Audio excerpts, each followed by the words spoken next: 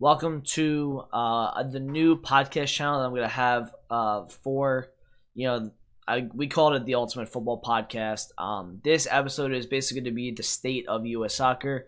Obviously, the guy that I do podcasts with is Conrad, who knows a lot about football in general. So we decided to do a podcast.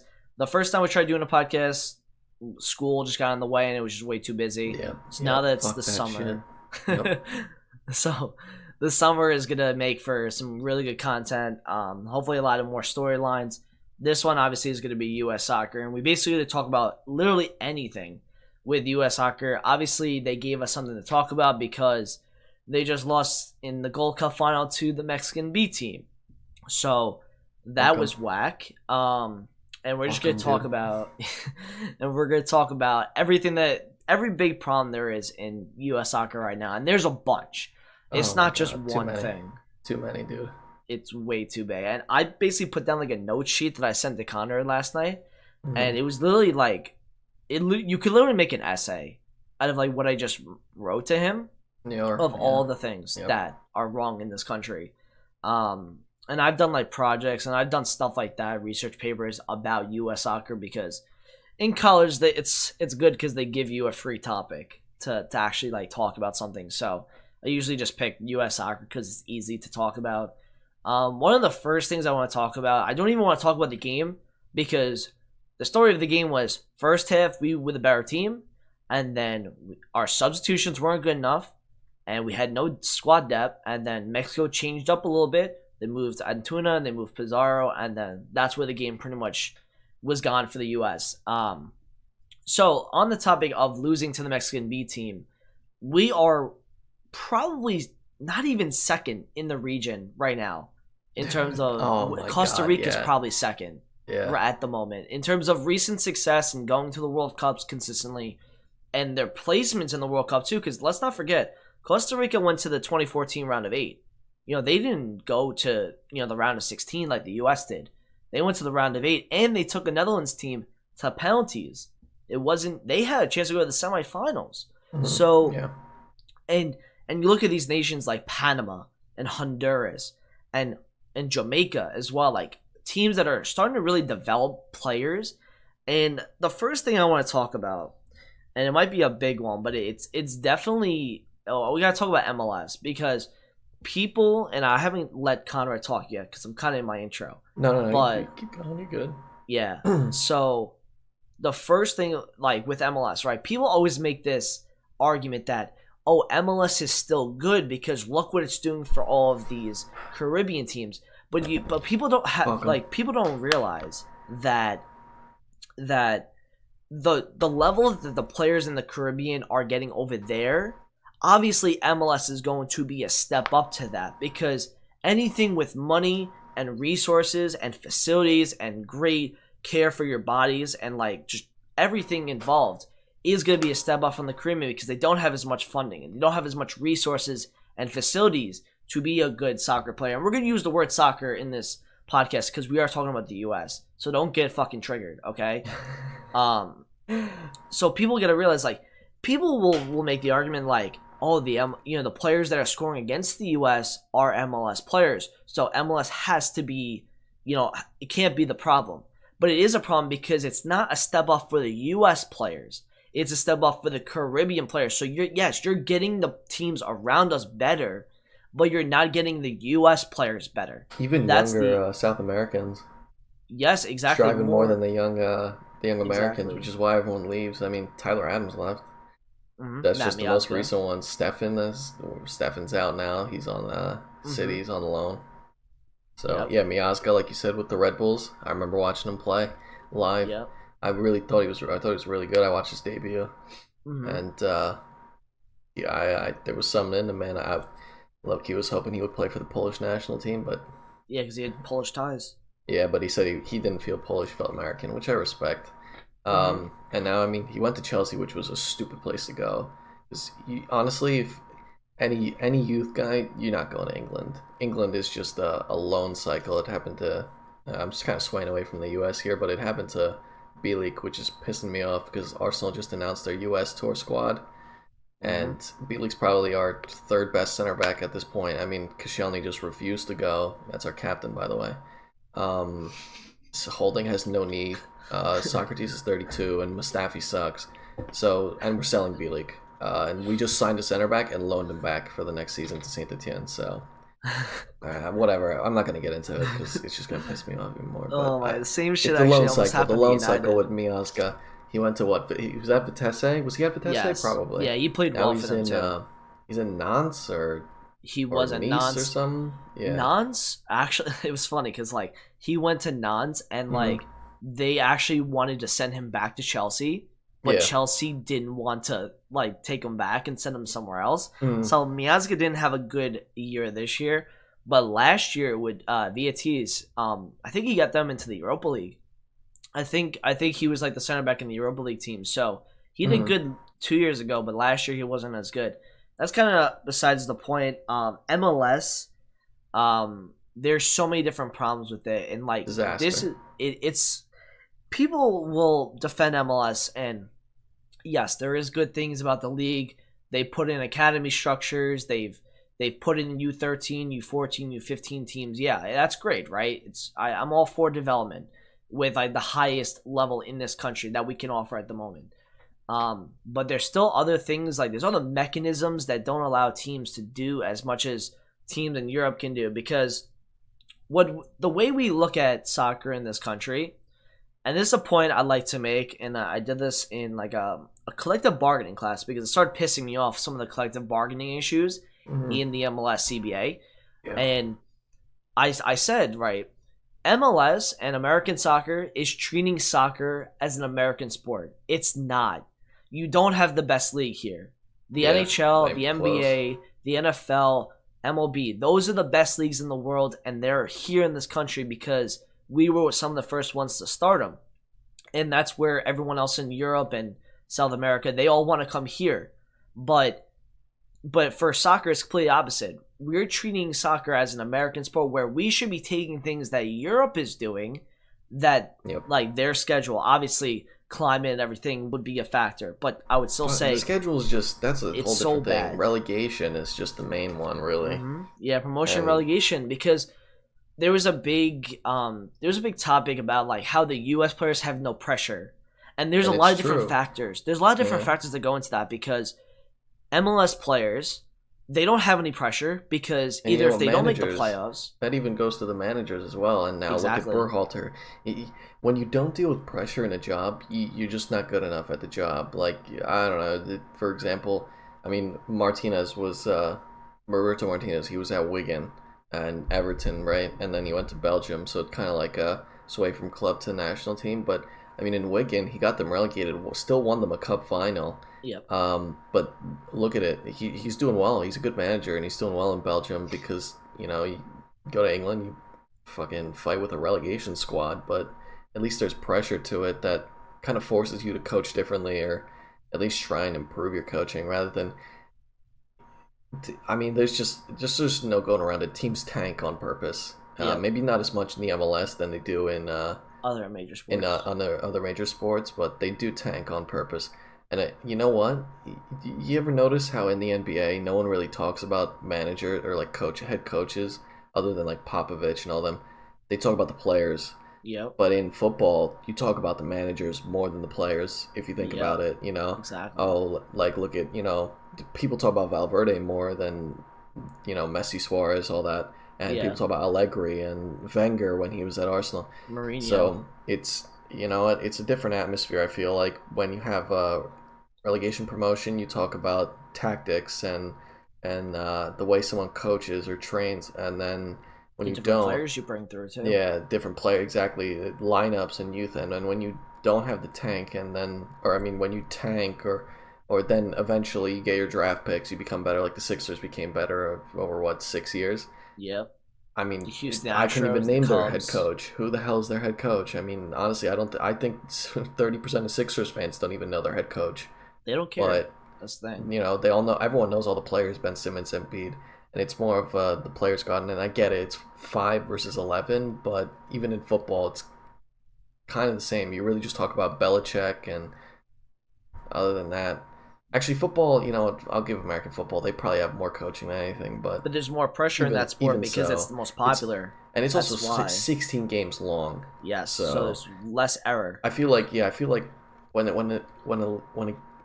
a season is 16 games long, coaches don't really want to lose on purpose because what a waste. Because then you have a 7-month off season. Exactly, they have the longest off season. It all goes into the fact that you're right with the pressure, and the MLS is just a disaster of a structure. Like we're not going to get better if we continue this way, and it's just a fact. Because we don't have the best players in the world, unlike in basketball and football, and we don't have the best teams or the best coaches. And if the structure doesn't cater to at least young Americans, rather than bring in, Atlanta bring in a couple of young South Americans and they, win the title, and Toronto bring in a couple of older guys, Giovinco, and they become the greatest MLS team in history for a year. So it's which is ridiculous. It's in between. It's not even. There's no in between. It's either a retirement league or it's a young South American Caribbean development league. What are the Americans? What is the point? This is the MLS, right? The thing American league. Yeah, every league has their rules where you have to have a certain amount of English players in your squad. You have to have a certain amount of Americans in your squad. I don't know about English, but I know teams, smaller countries have that. Football Manager is a great way to learn all that shit. I was coaching in Russia once, and you need 6 Russians in the starting 11. Oh wow! At all times, so you can't even sub them off. So and let's go back 2018. Look at Russia's World Cup. I know people will say steroids are rigged, but a quarterfinal is a quarterfinal, and they lost on penalties. They could have won to a semifinal. They beat Spain. They had a pretty easy run, but they did beat Spain. They lost to Uruguay, really, but it's development. Croatia. There's development. There's progress. Croatia develop all their youngsters, and then they go abroad and they use their skills that they've developed there, rather than I feel like we don't develop enough here.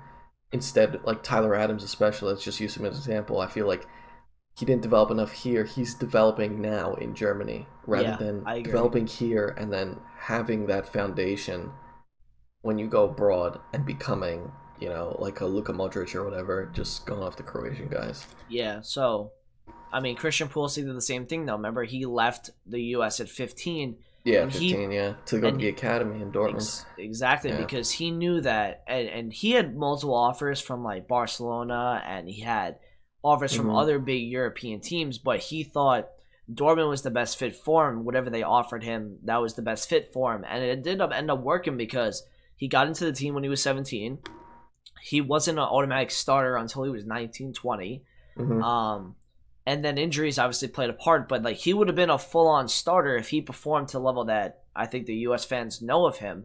Yeah. He would have been a starter by 20 years old, and that's what Europe does. And he put in I don't know if you read this. This was a couple months after they missed the World Cup, after the Trinidad game. He put out a Players Tribune article talking about that night and what he sees as the next generation of U.S. players and some problems with it.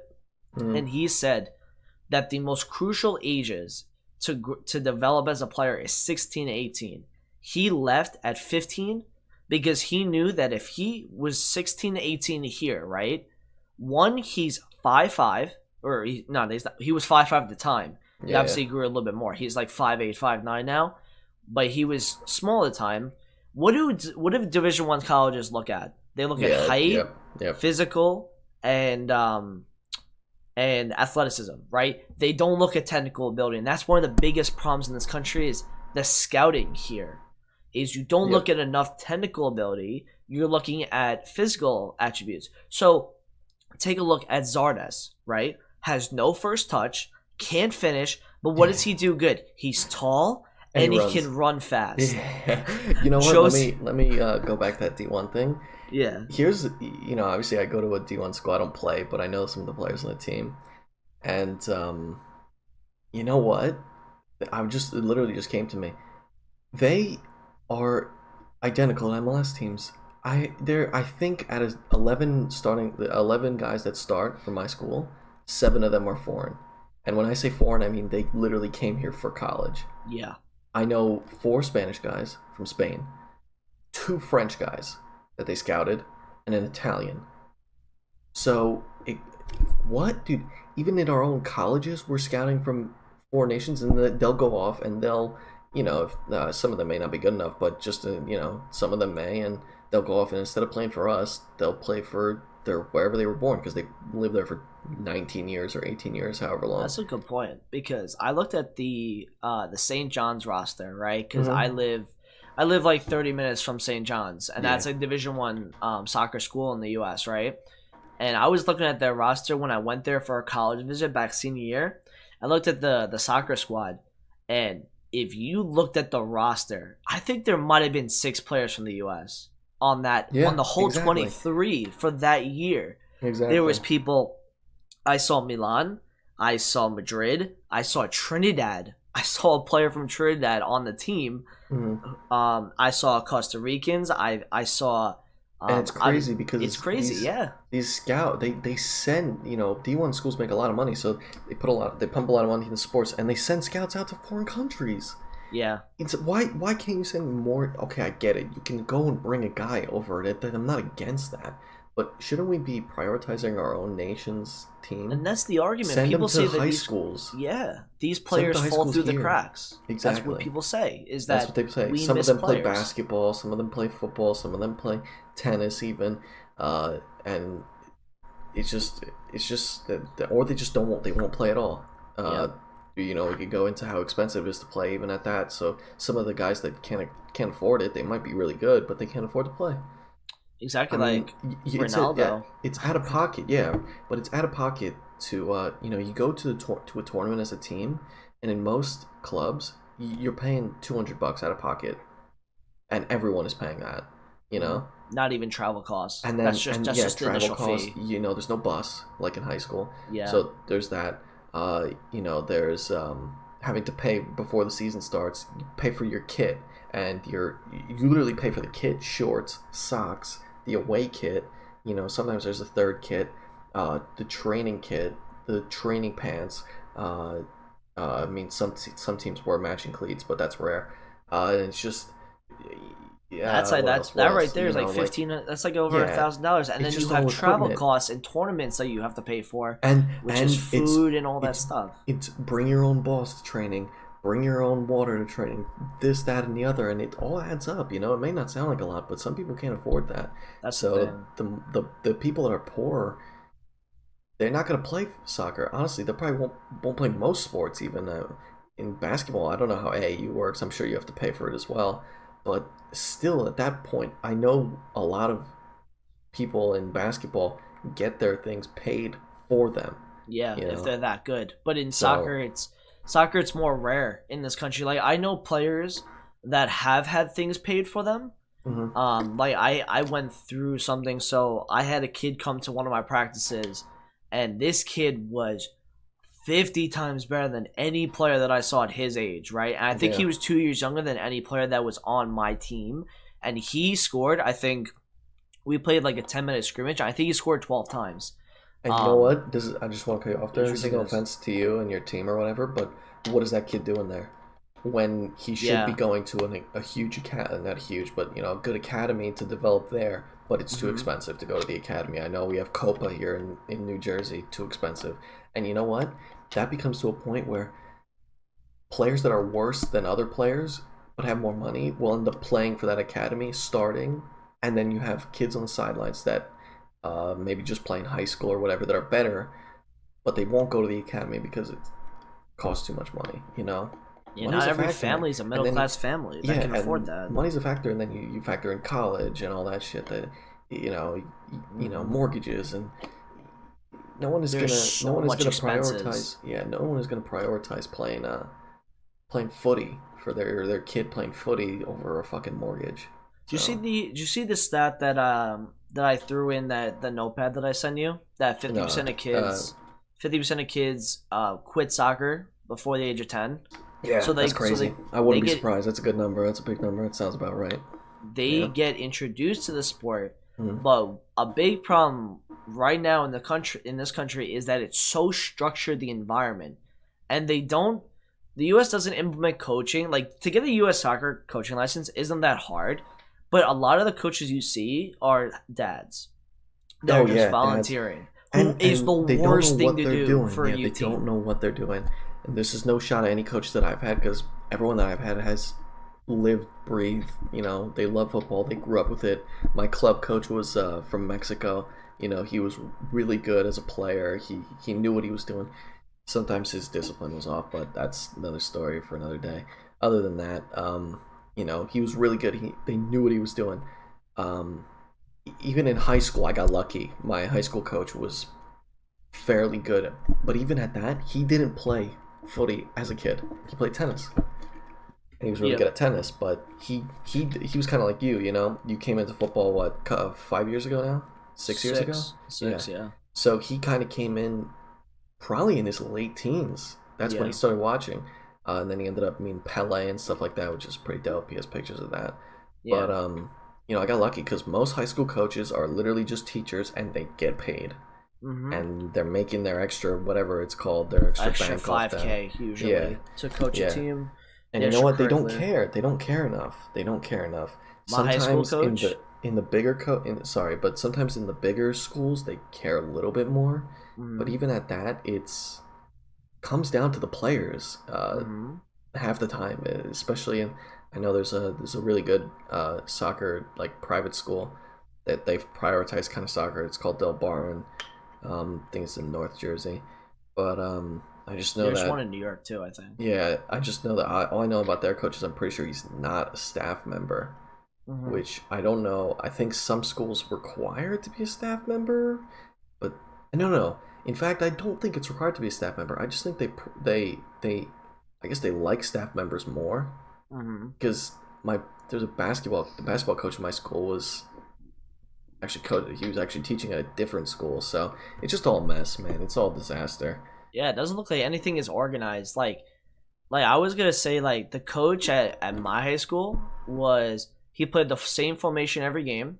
Yeah, and there you go, dude. There's no adaptation, which I kind of throw Unai out, for fucking going, he kind of picks his team based off of who we're playing against, but sometimes you have to change it.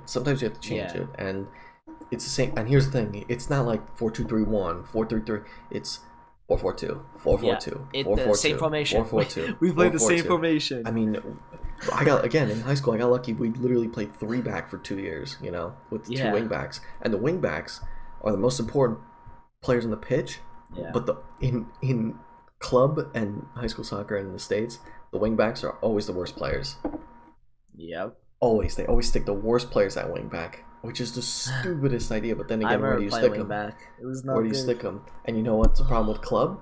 Going back to how much it costs, people pay, and you may suck, and then they start complaining that their kid isn't playing the parents. Oh my God, I hate that because they're paying for it. So they think that their kid is deserving of a spot in the team all the time, when in reality, I'm there to win. My teammates are there to win. We don't want a kid coming in at right mid who can't pass, can't run, is overweight. Yeah. And then that's the thing is these parents, they get so entitled, and they think parents like to see things that other people don't see. They make their kid out to be some god, as if that's the worst parenting possible, by the way. And it's really bad because I think what's happening is parenting is also really bad in this sport because soccer is different, where soccer is starting to grow a lot because I think American football, a lot of people are starting to realize how dangerous it is to get hit in the head multiple times. Shocking, right? But they're choosing soccer more. Everyone was retiring from the NFL with brain damage. Yeah, with a brain size of an 80-year-old. Yeah. So no shock there, right? So yeah, it is starting to grow, right? Which is good. But the whole point of parents, right? Yeah. So there's parents that I coach, right? The team that I coach. And I didn't play. I played a kid 2 minutes in the second half one game, right? He played 15 minutes in the first half. And the parent came up to me and he was like, Chris, what? Why'd you play my kid? He literally said to me, he's like, my kid only played 2.5 minutes in the second half. And I looked at him, I'm like, here, I put him aside because I didn't want the kid to hear, because like that'd be just devastating for him. But I literally said to him, I was like, listen, okay, he doesn't eat right. He's not fast. I can't play him in a position that affects the team in a positive way. Yeah. And like what do you want me to do? Sabotage my own team to make sure that your son is playing? Listen, bro, if you want your son to play, there's rec leagues. There's things that you don't have to play travel, okay? Because once you get to travel, that's it. The coach has the decision. It's you pay the money for me to train him, and then you're trusting me with that knowledge to train him and get better. That is not my fault if other players on the team are getting better and your son isn't, because then that would have to be that your son isn't eating right, or he's not listening, or he's talking to his friends at practice, or he's taking other sports seriously. That is on him. That is not on me. If other players who I've seen have gotten better over the last couple of years, this kid is not getting better, I'm not going to play him. If he doesn't come to practice on Tuesday, why am I going to play him in a game on Saturday? That doesn't make sense. That's the main problem, man. And you know what? How about this? How about this as a parent? Tell your kid to go outside for an hour and juggle the ball. Or hit it against the wall. Yeah. Just pass the ball back and forth. Left foot, right foot. Ball rolls to the left foot. Ball rolls to the right foot. Yeah. You don't need a whole regulation net in your backyard to practice by yourself. So no, it's a problem with that, and that's so not a problem. That's kind of on the parents' side, but it's really more of a problem of it's a culture side for kids. They don't. But it's also a problem of the system. Yeah. Why are we allowing kids that suck but can afford to play? Did you see the notepad? I said rich kid sport. Yeah, it is a rich kid sport. Look at all the kids they play from the East Coast. It's all the East Coast. Yeah, funny thing is, rich kid sport. And you're right, but how are we allowing that to be a rich kid sport when all you need is boots and a ball? Shin guards. I mean, to play right. You even need at practice. Yeah, not even practice. Yeah. In baseball, you need a helmet, a bat, gloves, cleats as well, or boots. Also the shin pads. I think they wear them. Doesn't matter. You literally need bats. Bats are expensive, aren't they? $300. They're like $200-$300. Yeah. Yeah, there you go. So how are we allowing you get a ball for $20 and cleats for $70? If you don't even need to use cleats to play this game. That's the thing. Is like it's so cheap to play. Yeah. But like going back to the structure point, is that it's so structured where everyone has to be on a team to play, whereas there's less pickup. Like, were you ever the one like? And I saw this like from afar. I can remember back in elementary school, there was when you would go out for recess, right? They would put out all the footballs, all the soccer balls, all like the. No one ever played soccer. No one played soccer. There was 4 or 5 kids that would just pass the ball around because because no one else played. But and I'm sure it's more prevalent now where there's more kids playing. But I can still see it where there's more kids playing football at recess. There's less pickup. Like the problem in this country, and this is what Brazil does. They have like cage fences. I don't know if you've ever seen, and you probably have, like in the favelas, right? They would like literally play. Slums. Yeah, they literally would play like 5v5, 4v4, 3v3 games. That's fun to kids. That's the thing. Every night they would play until dinner was ready, or they would play until it got dark. And you know what? You don't even need cleats for that. No. You don't need to bring a ball. Someone else has it. And they go outside and they play, and they become immediately better than anyone here that's paying for training. That's one of the biggest issues. I gotta be honest with you. I'm just thinking about it in my head right now. The structure is really bad because I'm thinking about the kids in Brazil. When you have small confines and you're playing 3v3, 4v4, I always remember like going to hockey practice when I was younger, right? It was never fun to do skating drills. But the second we would scrimmage, that was the most fun because you're playing the game that you love in a game atmosphere. Where and just think about that in soccer. In moments in games, you do something. Exactly. It's not the same. Obviously, it's not the same concept, or it is the same concept. It's not the same like atmosphere, or the same feeling. You might feel more pressure during an actual game, but even at that, it's fun. It lets them have fun. Not even the fun. It's developing. It's developing. Your touch as the puck's coming into you, in hockey, or your touch when the ball's coming into you. Passing in close quarters, rather than, you do need drills obviously, but rather than. In America, all they do here is half the time we never even scrimmaged. Yeah. Or at least it's small sided. Small sided's really, really good for developing players. What we did is everyone said pick a partner, and like, no offense, obviously, there was me and a couple of the kids who were significantly better than other kids in club and high school. Why am I sitting there for an hour and a half, and you get your partner and he throws the ball up, control on your knee, pass in the air back to him, toss it up, control with your chest back. At that point, like, I was over that at 9 years old. Dude. Exactly, that's what it should be. So that makes people go backwards in their development. Yes, because and also. And that's a good point. Practice? That's a great point. Who wants to go to practice if all you do is knee, foot, pass, left foot? And it's repetitive too, and that just gets people just like don't want to play anymore because it's like I know this a is lot the of perfect kids. training structure. You have 2 trainings a week. You do conditioning is very important. Get the out of shape kids in shape. Suicide. I know that's not fun, but it's important. Suicides. Jogging laps. Taking the ball and running with it, even that works as well if you want, but fitness, obviously. And then you can do your drills. That's, look at, I watch Arsenal training videos all the time. They'll be doing their rondos and all that. But you know what else they do? They do different games. 2 nets. One team defends both nets, the other has to score in them. Or it's 4 nets. Or the goal is you do close quarter passing, and the goal is to pass it to your guy who's standing on the end, who's running the line. That's fun. It's developing. It's not even fun. That's better. And you know what that also does? Conditioning at the same exact time. Because if you're just standing there doing knee to foot, chest to foot, what conditioning are developing?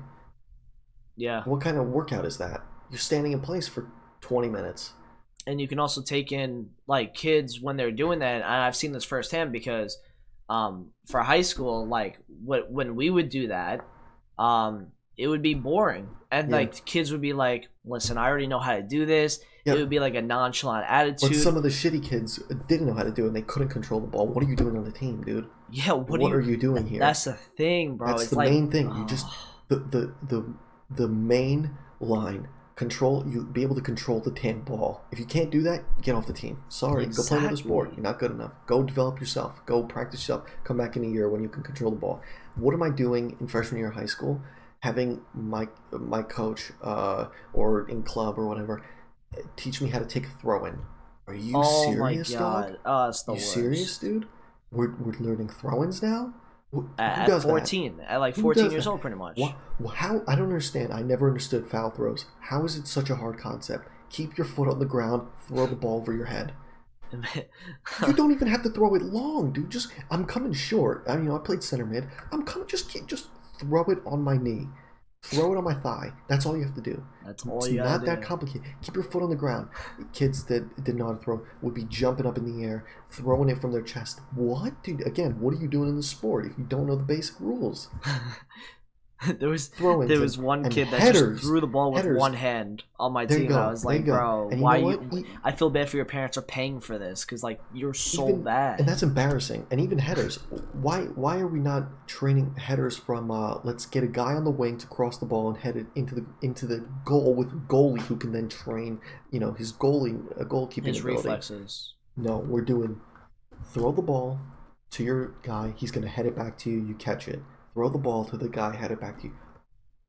What does that develop?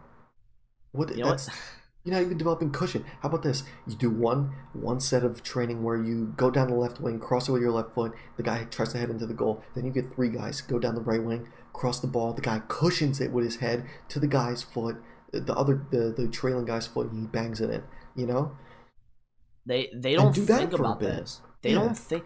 Here, there was one drill that we used to always do. Was we would start on the 50-yard line, right? We would start in the middle of the field, and we would have 3 lines. And what would happen is the middle guy would end up being the defender, and then the right side and the left side, the right side guy would have to cross the ball to the left side, right? Play him on a run onside. And then the left guy would have to cross back into the right side. And then you would score, obviously, or you would miss, whatever it was, right? I like that. But that was the only thing we did at practice before we scrimmaged. It was the only thing we did. No rondo, no passing drills, nothing on the fly, nothing like of. Yep, quick. That's what I'm saying. You get a trainer to come in, and you know what's good passing drills? Having 5 different guys in 5 different positions. You have to think about this is going there, there, there. Yeah, boom, boom, boom.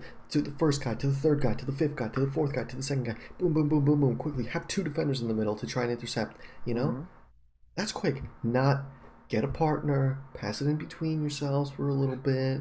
Blah blah blah. No, you know when people do that? You know when professionals do that? Before a match, when they're warming up, so they don't tear on muscle. They go and you know what they do? They don't stand 2 feet away from each other. They go on the opposite end of the pitch and try and ping each other out with a long ball. They keep the ball up as they're pinging it. And you know what?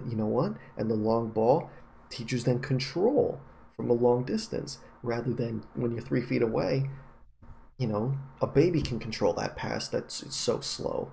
You're so near each other. That's the thing. And it's just a mess. It's a disaster, dude. It's an absolute disaster. Yeah, all the training sessions, in the US, all the whole structure, the fact that shitty kids get to play because they pay, rather than good kids, they either don't play or go to another sport because they can't afford it.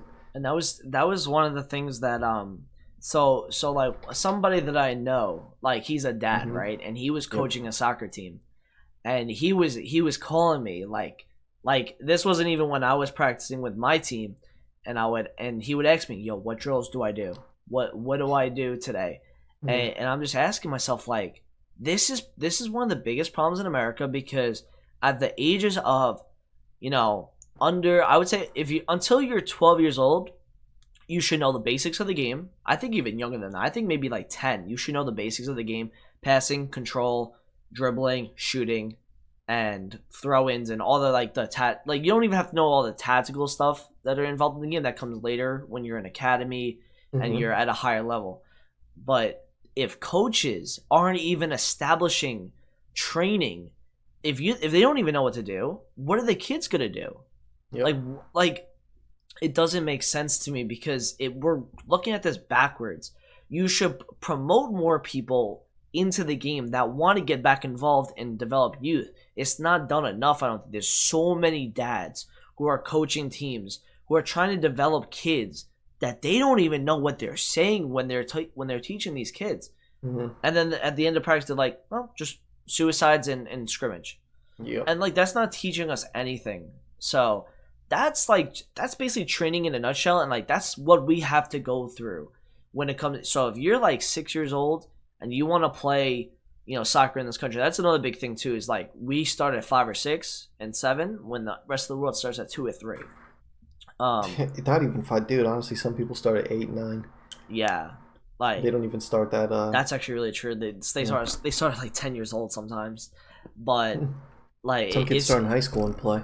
Yeah, think about Christian Pulisic. He remembers catching a ball in the air and controlling it by the time he was 4, right? And he started dribbling a ball when he was 2. For Dortmund. Yeah. You should take what he is saying, because he has lived through it. He would have been, I guarantee you, and this, you can debate me on this, anybody that wants to come in the comments and talk to me, Christian Pulisic would have fallen through the cracks in this country. Absolutely. The reason why is because he was so small that no scout would have seen his technical ability, and nobody would have picked him up, because all colleges look at is height, which is another big problem. Is the college system is 3 months long, right? Yep.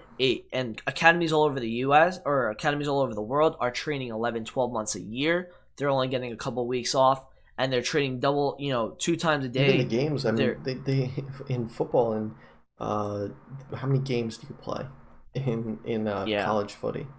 Oh, I would say you probably play 10 or 11, maybe? No, I think probably 20, but that's nothing. Well, with preseason and everything, yes. Yeah, preseason, yeah, and postseason tournaments, which some people don't make. Yeah, so the season goes from I would say late August to early December. I think that's when the NCAA tournament for soccer ends. Yeah. So the season, you think about it, it's maybe 4 months if you're good enough. If you're not good enough, your season ends in 3. So what are the kids doing in those months, November to the spring season, which I think it's just training. I don't even think it's it's that light competitive. training, and I don't think your coach is allowed to train with you at that time. I think the rules are that they can only come in at August. Oh, so wow. then it's like captain's training. I believe that's a rule, especially in high school. I know that's a fact that's a rule. I think most teams still do it, but in high school, I know that official practices for me started 2 weeks before school. Now, obviously, we practiced all throughout the summer, and our coach would be there. Yeah. But official practices started 2 weeks before school started, which was opening kickoff. Yeah. Are you serious, dude? 2 weeks? 2 weeks? Yeah, at like least August a month. 15th or something like that.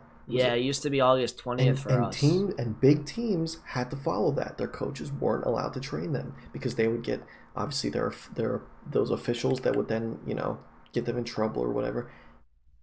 And it's, then I understand that the captain's the captain, but what the hell is he going to do training the damn team? Can we also talk about the state of some of the pitchers that we have to play on? Oh, it's horrendous, dude. Like, you are literally one angle. Oh my! The high school pitch that I had to play on. I've never played on a nice grass pitch, not once. I played for. That's the thing. It's all turf. It's either turf or it's a shitty grass field. Turf is horrendous, by the way. AstroTurf is horrible. Yeah.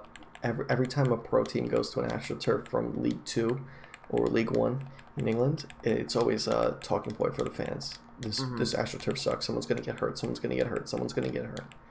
So I remember back in 7th and 8th grade, right?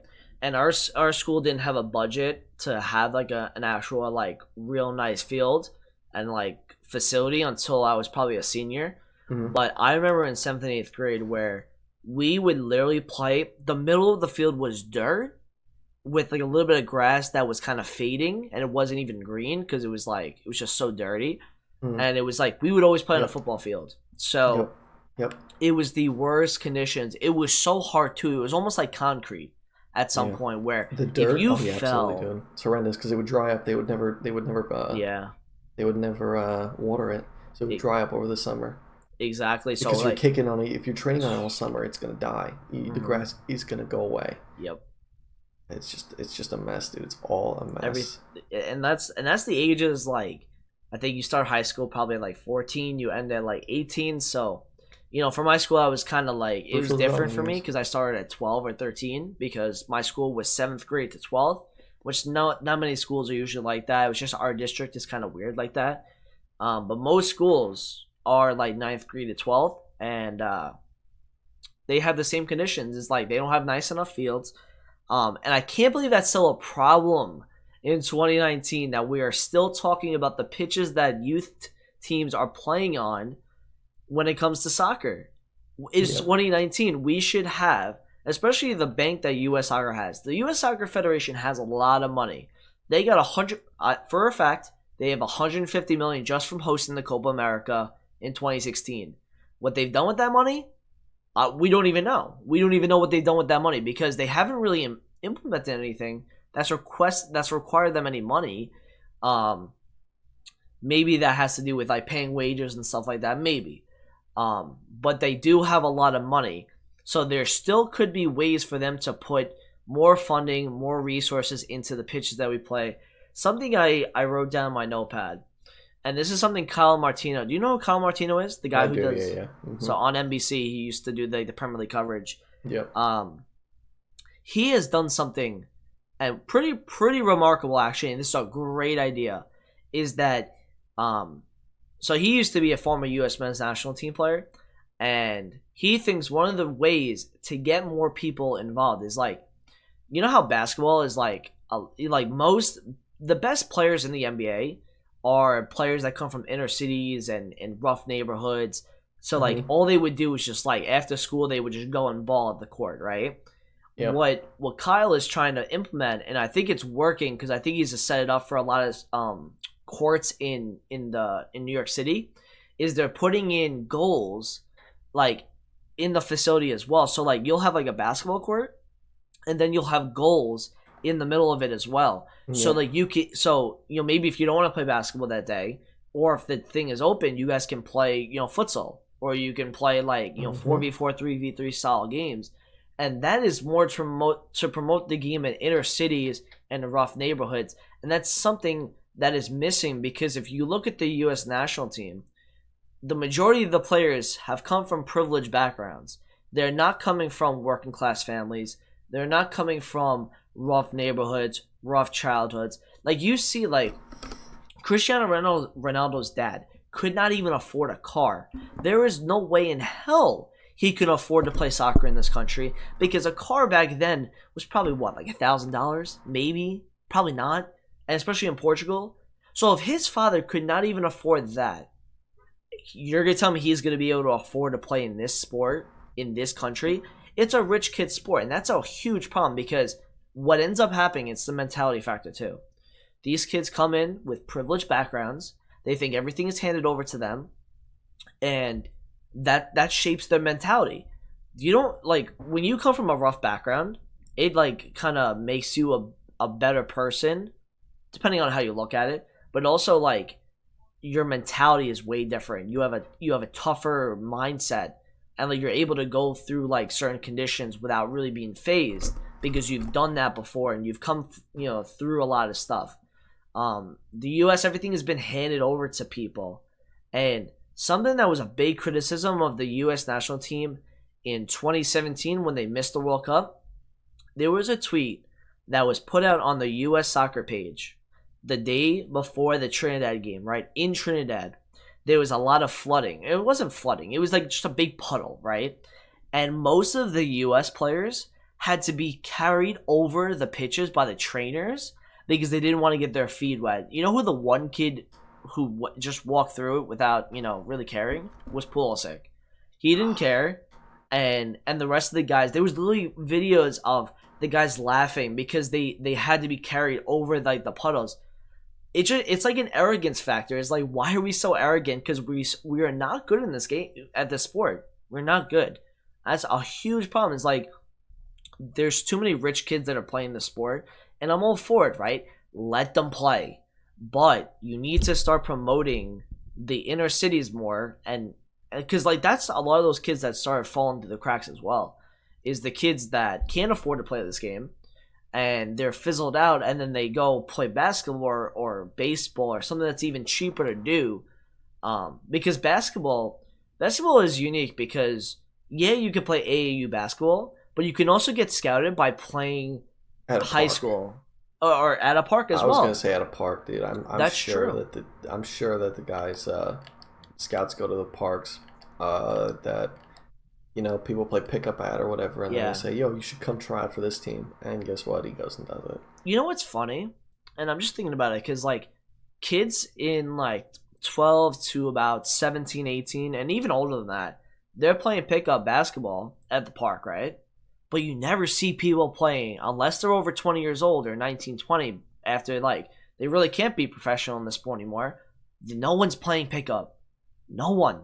Mm-hmm. You never see like a bunch of 12-year-olds just playing out of nowhere, playing pickup.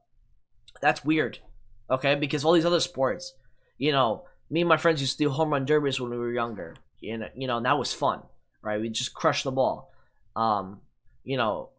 Basketball is the same thing. You would go to the park every day after school. You would play for 2-3 hours, come home, eat dinner, maybe go back out if it was light out. It's not done in soccer, and the reason why is because it's a big culture problem in this sport. It's not in the mindset of these kids to go and play soccer. It's kind of like an afterthought of like to play the sport. There's a stat. There's 25 million people playing the sport in the U.S. 25 million. There's only about 2 million that play in Argentina. Mm-hmm. I think there's about 7 to 10 million that play in Germany. And for Argentina, it's funny because only 331,000 players are registered in Argentina. So like the rest of them are just kind of like just playing pickup and they're not really scouted or anything. Mm-hmm. In the US we have 25 million, and that number keeps on going up and up because obviously, like we said before, football is driving a lot of parents away because of the conditions and like what's happening to players like when their career is over. So they're putting their their sons or daughters into soccer, which is good. I like it. Should have done this a lot longer ago. Like a long time ago. But I think it's a huge problem. It's like the rich kid sport. I kind of just lost my train of thought. I was talking about something. It is late. It is late. It's like 10 o'clock. We need to move on to something else because there's other issues. We talked about like training. We talked about like the pay to play. Talked about MLS a little bit. The other thing we need to talk about, we did the college system versus the academy system. The media. Let's talk about the media. All right, because fair. Because I have a problem with the media because they slammed Jurgen Klinsmann. And this is the American media slamming. Don't get me started on that shit. They slammed him because he would come out and criticize MLS about there needs to be promotion relegation. And if you ever recognize Klinsmann's teams versus Bruce Arena's team or Greg Berhalter's teams, Klinsmann's team was less MLS and more Europe, whereas Bruce Arena's team and Greg is basically all MLS. There's really any Europeans. Qualify for the World Cup with that. That's the thing is like we could have been to a quarterfinal. We were so close to a quarterfinal. And guess let me just like tell you, Conrad. Who fucked it up and where did he come from? Yep. San Jose Earthquakes. MLS. How many games has he played outside of I don't think MLS? Any. Zero. It's a zero, big number. He for a period of time was like the MLS leading all-time leading goal scorer until obviously somebody passed that. He had like 26 goals in a season, right? Nice. So BWP will beat that. I think he got close. I think Joseph Martinez beat that 34 last year. Joseph Martinez beat BWP. I remember BWP definitely beat it. I was at the game that he beat it at. Mm-hmm. He definitely did beat it. I got a shirt, that regular shirt. Yeah, so Joseph definitely beat it. By the way, that's a Venezuelan. That's somebody from South America. Miguel Amarón was South American. The thing that MLS needs to start doing more, and I don't know if I've gone away from the media point. We'll go back to it. But MLS needs to do more of scouting in South America because I gotta be honest, you can be a feeder league. I don't mind that because here's the reason why. If you're gonna develop the league, yes, because then it's like a spiral effect into developing Americans. The American That's the youth, thing. yeah. The Eredivisie is a feeder league to other teams, but look how good the Dutch team now is.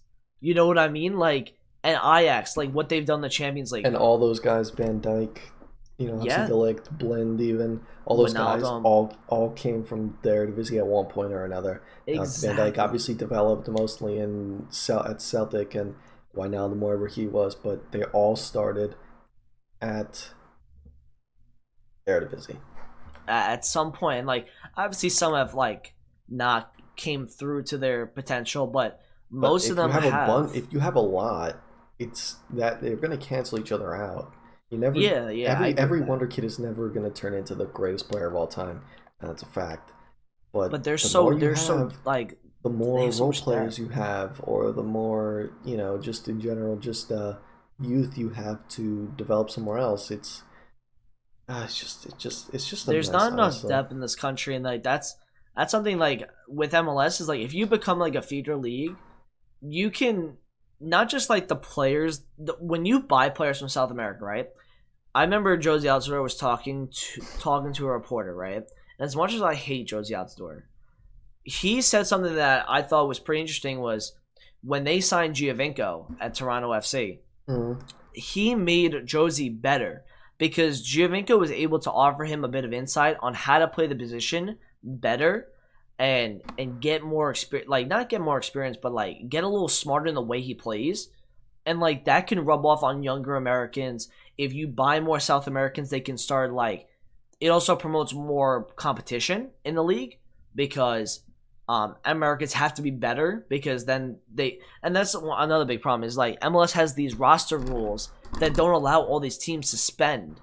So. You can want to buy a bunch of South Americans. What does that even mean? Target allocation, and the designated player rule, and all of that, and the designated player rule was developed by the LA Galaxy because they were the first ones that wanted to sign a player above the salary cap threshold, and MLS did it. Then they wanted to do it again. Then the second designated player came through, and then the third one came through. I would say like 7 or 8 years ago, and then there was like a fourth one where it's like you can use target allocation money to use him as a fourth designated player, and there's all stupid mechanisms in MLS. Here is my solution to that, right? And I know we were just talking about media, but this is what will happen. Tangents will just go on, especially in this podcast. But what could happen is you get rid of the salary cap, you let teams spend what they want. So if NYCFC, who is owned by the Yankees and Man City, right? They want to go and buy, a bunch of South Americans, right? Which they know are sick. And they could pay them enormous wages. And then you can sell those players overseas for more money, like Atlanta United did with Miguel Almiron. They bought him for $8 million. They sold him for $27 million. And that immediately puts MLS in a better position because teams in Europe will say, where did Almiron come from? Oh, he came from MLS. And then they can send their scouts over here, and this is just like logically, right? If they send their scouts over here, there's a good chance that they can see an American play. Then you bring Americans, those scouts will bring Americans over to Europe. More Americans playing in Europe, the better. And everything kind of falls into place when that happens. This salary cap is so dumb. Let me tell you. And this was the original point we made. They are treating soccer American because every sport in this country has a salary cap. NFL has a hard cap or something like that, but it's different. But they have a salary cap. It's just all confusing to me. It's not. Well, it's not something that soccer does. That's the problem. Is the playoff structure. You can have a playoff. I don't care, right? Yeah, the championship has a playoffs, but it's for promotion. Yes, exactly. Promotion. They and this in Poland I think at match day 25 if you in the top 8 you're then in the, it's not a bracket, but they just split the table in half, so the relegation goes only they play against each other for the last games, and then the championship plays against each other, and I think they split their points in a certain amount, like in a certain half or something like that. But that's beside the point. It's they have playoffs, and I literally think only the Championship, Liga, and League 2. Yeah. I'm not Bundesliga, they have a playing League 1, but the League 2 in France, Bundesliga. But that's again all for promotion, relegation. Not to crown who's the best team. It's not like Bayern Munich is going to win the title, but then there's the playoffs for them to win the I don't know, the championship, or what do you even call it? Champions League has the playoffs, but that's just knockout rounds. Yeah. That's not an argument. That's just straight. Here's what they should knockout rounds to crown a winner after having a group stage. That's fine, but the group stage winners, do they get a trophy? No. Yeah. They just get pot one. In the MLS, the winners of each conference get a trophy. Then the winner of both the Supporters Shield gets that, and then there's the playoffs. So which one do you want? What's the most prestigious one? Listen, we're gonna get to the point in MLS where there's gonna be, I think, 28 teams, right? That's their plan, which is all 28 in one league. You can't do that. It's too much, dog. That's the thing is I didn't know that they were doing that. That's way too much. So they're on 24. 16 in the first division and 12 in the second. Remember how we were talking about 2 teams get relegated? That's fine. Remember how we were talking about the pressure, right? You know what's funny? They have 24 teams in the league, I believe. I could be so off here, but I think I'm right. They have 24 teams in the league, and in each conference, because there's 12 teams in each conference, 6 teams make the playoffs, or even I think it might be even more now. But I don't know, to be honest. It went to a point where there was 20 teams in the league and 6 teams in each conference would make the playoffs. So when you think about it, right, if you have a 60% chance, because on the odds, right, you have a 60% chance of making the playoffs. That's ridiculous. In the rest of the world, there's only a top 4 or 5 in each league. In some leagues, it's only 3. It's only 2 sometimes. So, well, it's in the championship. It's the first 2 teams get promoted, and then third through 6th, 4 teams play in a playoff to get the last promotion spot. Here's what they should do, right? They should combine the 2 conferences, right? Now, I know travel will get involved because you're traveling more in the U.S. than you are in other Yeah, countries. but you know what? I had enough of the travel thing because in Russia, teams travel. There's a specific team that goes from the east coast of Russia to the west coast, and that's like 24 hours worth of travel. And when you think about the Driving, I think, Champions and then League it's like teams, probably like a 12-hour flight. So yeah, Champions League, like Arsenal goes to fucking Belarus and Bulgaria. You know, that's about 6 hours. Whatever, dude. countries with You know, Wi-Fi passwords. here's the thing. Here's how you deal with the travel. First off, you don't play back-to-back days or on a Monday and a Wednesday.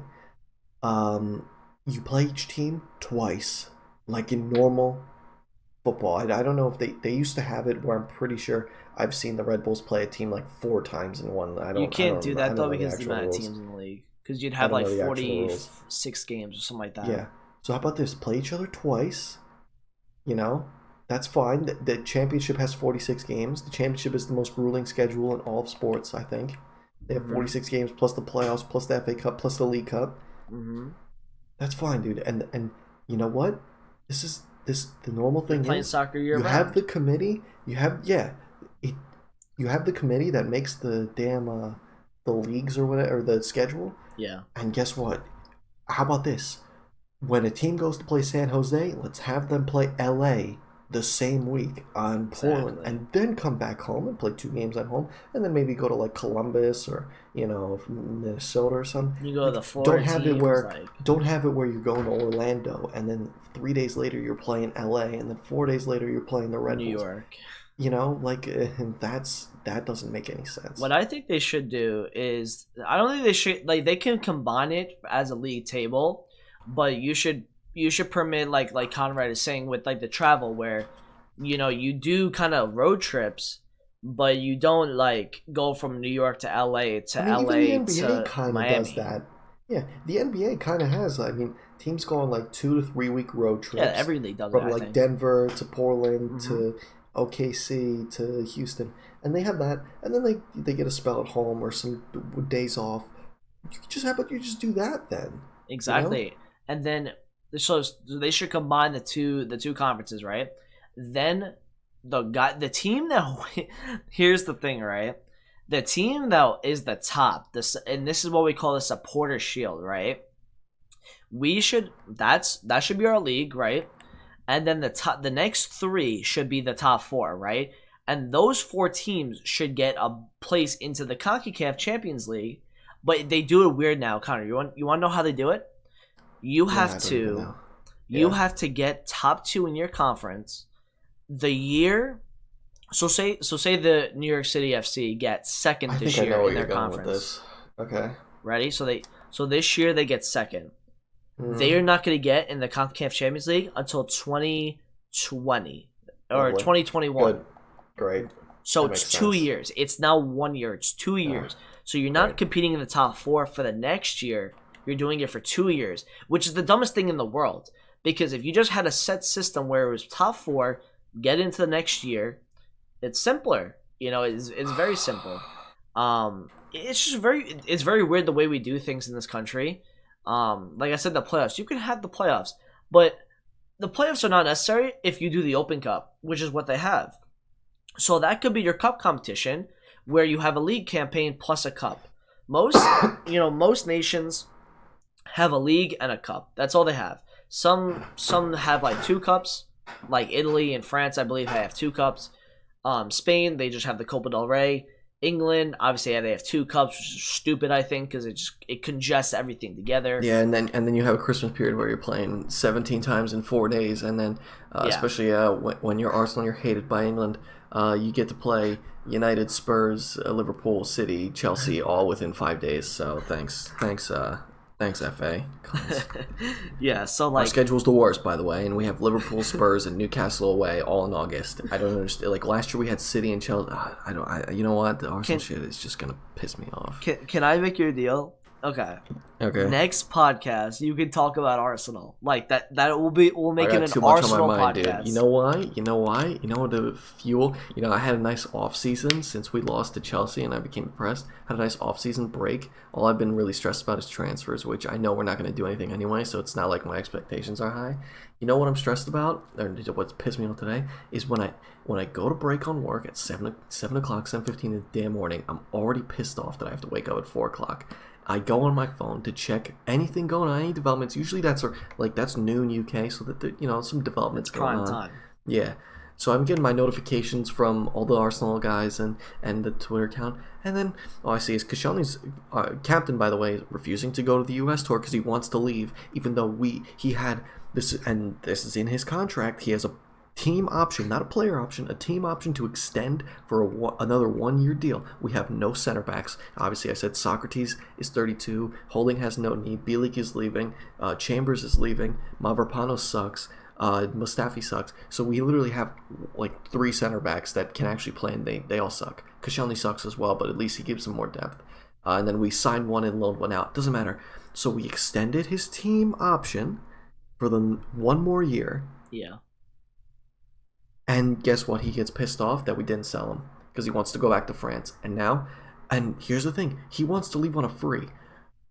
Dude, we already have 50 mil to spend anyway. We're not letting him go on a free if we can get 10 mil from him from Bordeaux.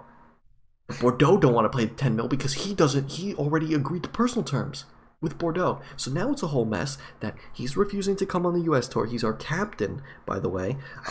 Guess what our 5 captains are? Koscielny, Ramsey left on a free to Juve, by the way. Shocking. And guess what? Chelsea got 50 mil from Morata. So shout out to that. Whoever's making the negotiations at Arsenal. Xhaka, who 75% of the fan base hates him. And he's going to Inter, apparently, right? Yep. Czech, who joined the Chelsea staff in the middle of our damn season. And, is it Bellerin? Is it fucking Bellerin? No, Bellerin can't be a captain. There's no shot. I don't know. Hold on, there was 5 of them. I'm trying to think of. Oh, Ozil. Ghost. The ghost. He doesn't show up to games. He has back problems every other week. He's on $350K a week. He doesn't want to leave because no one is going to pay $350K. Fenerbahce said they'll take him for a $200K pay cut. So how the hell is he going to leave? So there you go. So now Koscielny's refusing to go on tour, going back to the thing. So that pissed me off. And then at the same time, I get the news that Bielik's not going on tour, and we're selling him to Milan for like 13 mil. We sold Szczesny for 8 mil, Van Persie for 20 mil, Henry went for like, I don't even know how much. Fabregas went for like 9 mil. Swap deal for Sanchez. Swap Sanchez on a free. Are you kidding me, dude?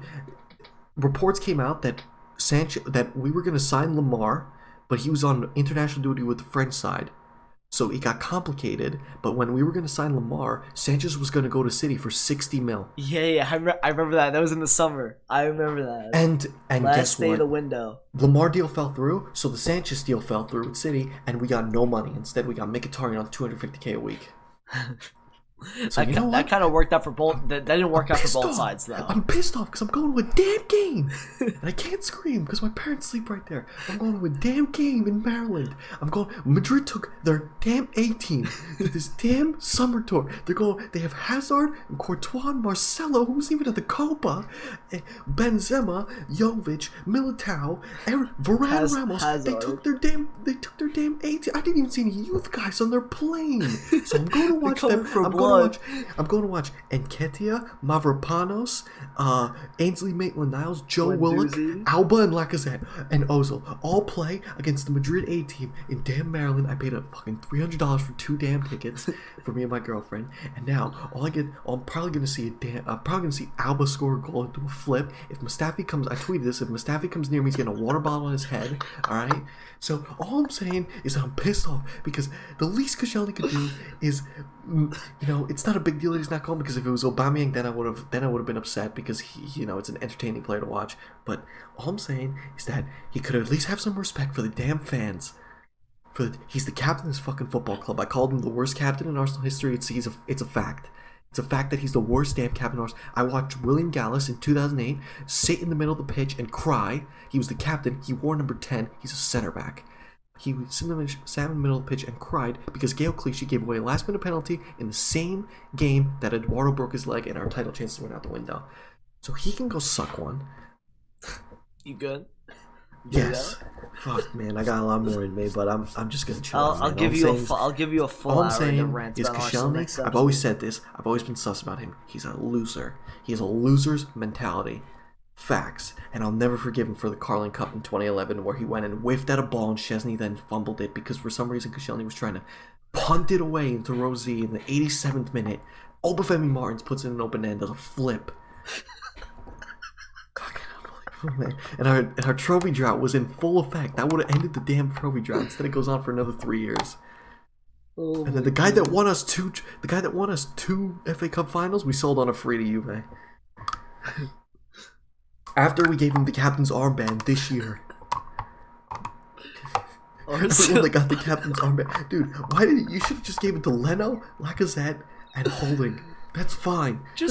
Why are 5 people captain anyway? Oh my! I swear to God, Chris, it's a roulette. You know what they say at Arsenal is? It's a youth team. You know, in youth, when you're sitting there before the game, and the coach is like, "All right, who wants to be captain today?" And you like raise your hand. And he's like, "Okay, you were captain last game, so we'll give it a little Billy here." You know, Arsenal get, "All right, who wants to be captain today?" It's like, "Oh, you know what, Lauren, you were captain last game, so we'll give it to Granite." And then Granite, you're gonna get it in 2 months. Bellerin's getting it next week. All right, Hector, you get Aubameyang. You're not gonna get it because you wear masks. And Nacho Monreal, you can get it. You can get it if let's say I'll take Jack off at halftime, and then he'll give you the captain's armband in the 45th minute. So it's a fucking mess. It's a mess. I'm pissed off. Because I pay so much money to love this fucking football club, and they repay me with William Saliba for 30 mil over the next 10 years, and then loan him back. Great.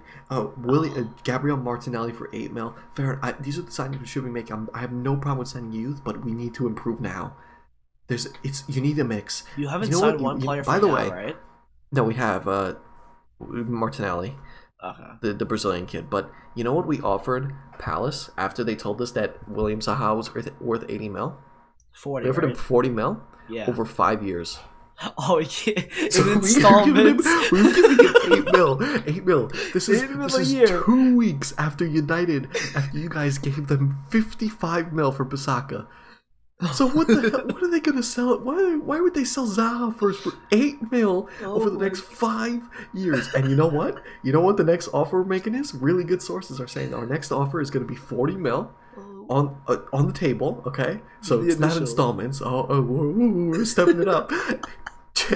Chambers, El Neni, and Jenkinson. No fucking way. You offering 3 players. And then the valuation for those 3 players, guess it. I think it's like 9 mil between 3 players. 9 mil? It's 40 mil, they said. Arsenal said we value these players at 40 mil, so there's 80 mil. There you go. You take your 80 mil with those 3 players. Bro, Palace are not dumb, bro. Chambers is fair enough. Chambers you could probably get 20 mil for. El Neni, maybe like 2.5. And Jenkinson, probably like 500K. So, you know, it kind of ends up to like 22.5, 23 mil. So they're giving. I love how they went from like the installments to the upfront to the shitty players, to our washed up players. You know what you said a couple weeks ago? Offer that Mkhitaryan at least.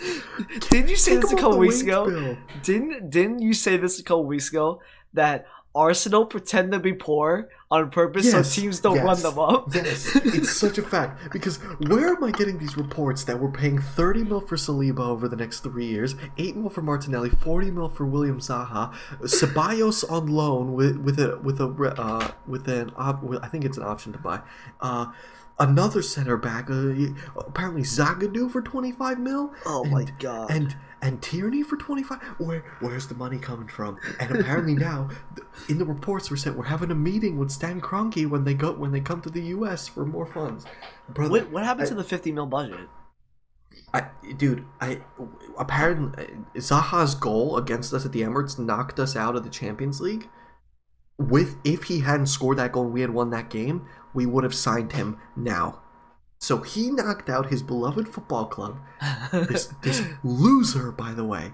Loser for that. Fuck him. No, that was United though, because he played out a shit team because he was focusing on the Europa League. Yeah, we had I think we had the quarter. I think it was I don't even know, Valencia maybe, Napoli. I think it was the semifinal against Valencia. Probably the semifinal Valencia. So we put out Guendouzi and El Neni at home to Palace. There's a pro club's midfield, they said. Listen. I'm just saying that William Zaha or Wilfred, whatever, please just come. Just please, I'm begging you, tell Palace, put in a transfer request. If you're listening to this podcast, which I know you probably are because we're that famous, please, God, please, we need someone to pass the ball to the strikers because Ozil's useless, Mkhitaryan is useless, and Iwobi can't shoot. Just please. I can't believe that Sanchez Mkhitaryan deal fucked both clubs. Both teams lost. I'm sure Mkhitaryan could have improved at you guys, and Sanchez would have still been good with us. Yeah. Sanchez, please come home. I'm begging you, please. Anyone. He's injured again, right? Oh, great. Any winger. He didn't get injured for us at all, by the way. He got injured for 1 month in 3 years. He's gotten injured every. By the way, that 1 month, that was in his really good season. That 1 month, I think we lost all 4 games next month. And I think he scored 6 goals in that month too. He carried us extraordinarily. There is so many podcasts where we can rant about our clubs because our clubs suck. Our damn national team's a mess. My other national team's a mess in Poland. I probably root for Poland a little more than the U.S. That's just because the roots that I have. But I still, the U.S. is coming out against anyone else besides Poland, you're rooting for them. So yeah. But Poland, I think Poland just has that weird place in my heart because I grew up with them. Yeah. And it's just Arsenal suck, and United suck, and it's a whole mess. And we just need to get into it to another podcast because I gotta go to bed. Yeah, because Conrad has a job where he wakes up at 4 a.m. And I gotta send this footage to you. So that's true. So thank you guys for watching the first episode. We didn't get to everything we wanted to talk about, but that's okay. Yeah, happens to the best of us. I'm probably gonna go into another podcast at some point and probably rant on there too about the U.S. soccer. So I'll probably leave that in the description whenever I get to go on there. Thank you guys for coming. I was gonna say thank you for coming through today. Thanks for coming to the stream, boys. See you tomorrow. Thank you guys for we'll probably record a couple, maybe 2 episodes a week. I mean, there's not much to talk about in the summer, unfortunately, because transfers happen once a week. So you can do an Arsenal rant once a week. Yeah, we can do Arsenal, United, whatever. Don't matter. We'll figure it out. All right. Thank you guys for watching today. I appreciate it. Leave a like. Share this with your friends if you guys want. If they like podcasts too, let them know about it. It's gonna be fun. It's gonna be a lot of fun. So thank you guys for watching. Peace.